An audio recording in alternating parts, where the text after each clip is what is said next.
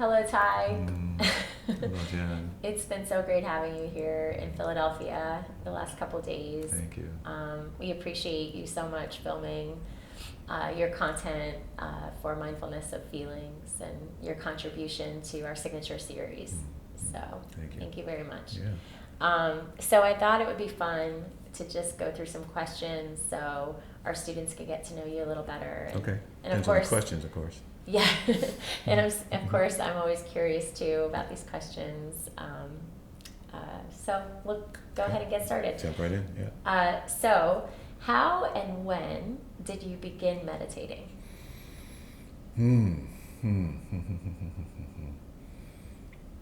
How? So the how is Sarah. Sarah. Yeah. I think the first yoga class I went to, there was some, not like Buddhist mindfulness meditation, but there was just sitting there for a few minutes after a class, and that always felt so amazing, especially after Shavasana, right? Yes. That feeling. So anything feels good after Shavasana.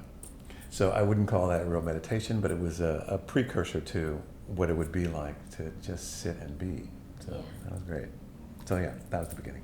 And that would have been, 30 plus years ago, something like that? Yeah. Yeah, something like that. Yeah, that's great. Yeah. And I feel like so many students come to us with a yoga kind of experience and these little glimpses that are offered, especially in those practices. So it's great to see that was your first glimpse in. Yeah. Okay, question 2. What does your daily practice look like? So getting up in the morning and making my way, we have a nice room, a Dharma room. And so there's already a kind of spirit of that's what goes on in that room. So we just go in there and close the door. I say we, it's Sarah most of the time. Yeah. And it's a combination of just moving my body a little bit. So we'll do some yin practice. I'll take my spine in the 6 ranges of motion. Kind of do that every day. And then just sit. And it's normally 24 minutes. And depending upon what's going on, as I settle into it, I'll choose a kind of meditation that makes sense for where I already am. Sometimes I might come back to shamatha if that makes sense. If I don't feel as grounded as I might want to feel, for whatever reason. Other times I sit down and it's just all there. There's just this sense of well-being and clarity, and so shamatha is not necessary. You just kind of go right into that and stay there. So, yeah, that's different parts of the day. I'll pause and just make sure I'm keeping myself updated with what's going on. So it's a kind of, life meditation at that point. Yes. Yeah. Yeah, that's beautiful. Yeah. Okay.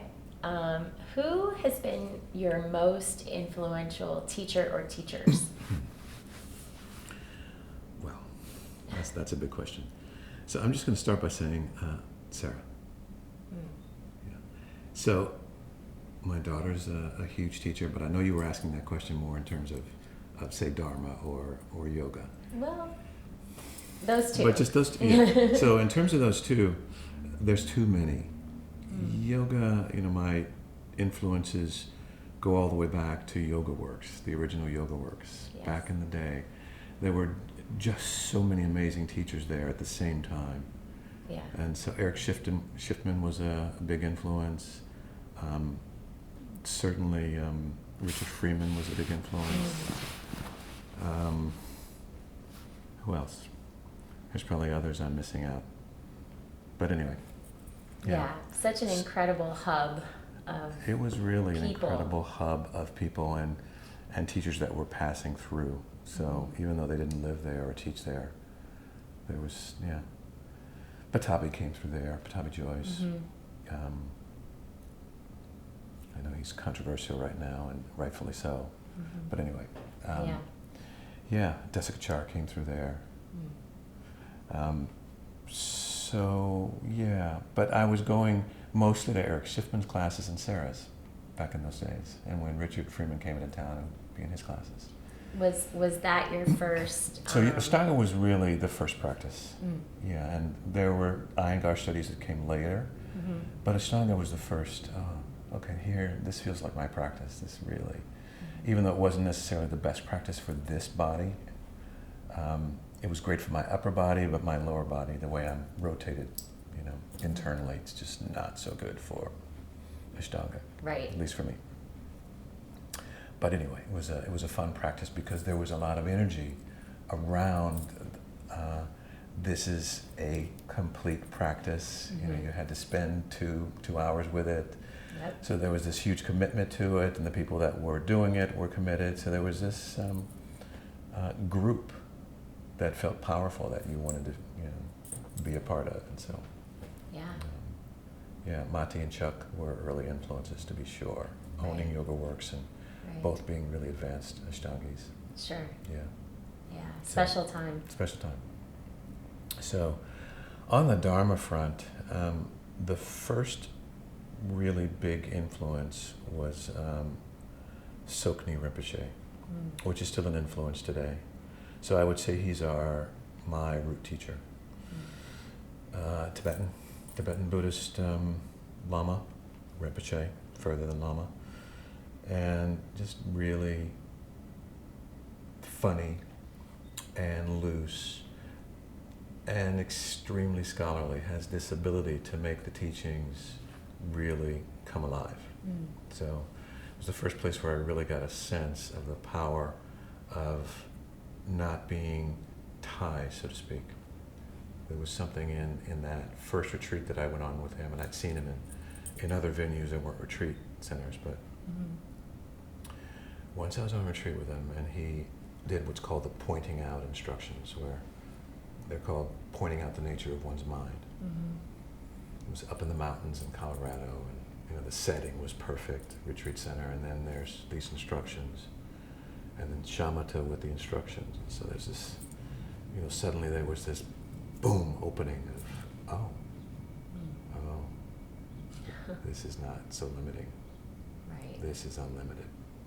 And there's a tone to that feels freer than the tone of this is who I am, kind of trapped in this.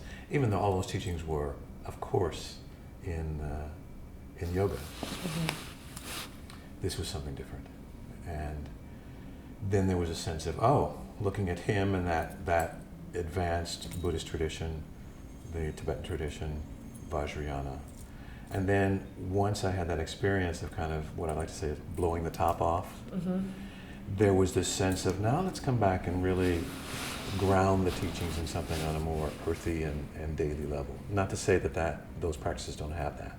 Right. But then it felt like the Theravadan practices, the oldest school of Buddhism. So coming back to that, and there's Jack Cornfield started that for me. So Jack was one of my early teachers. A man named Ajahn Amaro, who's still a teacher, is one of my teachers. He, out of the Theravadan tradition, out of the Ajahn Chah Thai forest tradition.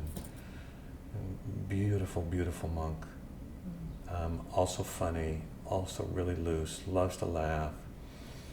And so just that sense of, you know, seeing it there, this sense of fluidity in a character, in a human character, that it was very attractive. And it used to be. And then really so many others along the way. I mean, the Bachelors, Stephen and Martine Batchelor, B. Alan Wallace, large influence, Gregory Kramer with his Insight Dialogue, on and on and on. There's too many to name, Tanisar and Kadasaro. And then I have friends who are Dharma teachers, and so they're also ready influences and ready refuges. Yes. Kalyani Mitra. Kalyani Mitra, yeah, spiritual friends. Yeah. Yeah. So impactful. Very impactful. Just to, you know, steep yourself in that and be around that with people. Yeah. So. And that's such a good segue into my next question. Being a part of our spiritual community or Sangha, through what you've created, you and Sarah created the Insight Yoga Institute, founded it in 2009. Sounds right. Yes. Can you tell us more about IYI? Yeah, so, and that's really Sarah's brainchild, even though, I've been right there at the beginning, with my ideas and certainly helping it along and being the first one to really place it in motion as a thing. The point of making an institute like that was our recognition of the various practices that were most helpful for us in transforming. And so it seemed, at least for us, I don't want to make it sound like one can't transform as fully as one might in, say, yoga. But for us, there was this feeling that yoga wasn't doing that. And so there needed to be more that could help us transform. And so that was the therapy or the psychological inquiry, which is a major part of the Institute. Mm-hmm. So there was the body movement practices, and then there was this notion of the psychological inquiry being very important, and then of course the meditation, more specifically Buddhist mindfulness meditation and the various practices in those traditions. Mm-hmm. And so the Institute just came about as a result of looking at those bodies of work and tradition and saying, okay, what can we extract from those three traditions, those three great traditions, that will be helpful in helping a human being, go forth and, prosper. And so that was the genesis of it. And then initially what we did is invite all of our teachers to be the first teachers in that first 2-year program that we had. It was an extraordinary 2 years. We were asking way too much of people, I think, looking back, because people were being asked to do a week each, or sometimes 2 weeks with us and these various other teachers. So it was very intensive. And then have a therapist. And so anyway, it evolved to, all right, there's all this stuff going on. So now we need to have our students be able to download what they've learned with somebody who has some understanding of what they just learned. Mm-hmm. And so then the mentorship program in IYI began. And that's been very valuable. Yes, it has. Yeah, as you know. So just briefly, in the mentorship program, we actually offer mentors to each student who comes into IYI. And so they track them. It's kind of like having a therapist, and many of our mentors are therapists. And so there's this sense of where you are along the path, this sense from you of where you want to go with it, and then carrying it from there. So it feels like it's been a very valuable thing to have. We love having it. We have students from around the world from it. So that's IYI, ongoing thing. Yes, it's something in which many are very grateful for. So, anything else you want to share or add? No, I think just I'm really impressed with what you're doing with Studio B, that you've really decided to take this not only as a yoga teacher as you are and a mindfulness teacher, but to actually take this out into the world in a corporate setting, which goes without saying, with corporations meaning as much as they do, and I might say meaning more than they should to the world. To take these teachings into settings where I think there's a lot of suffering going on, where there's a lot of confusion, and where there's maybe not as much compassion for how a corporation can actually serve the world and change it beneficially. I know there's corporations that are doing that, but perhaps not as much as they could, or not as much as they even know how to. Right. So for something like Studio B, to go in there with a curriculum that allows them to do that, see that, and perhaps transform that. So, bravo. Thank you. Yeah. Thank you for all your support. You're welcome.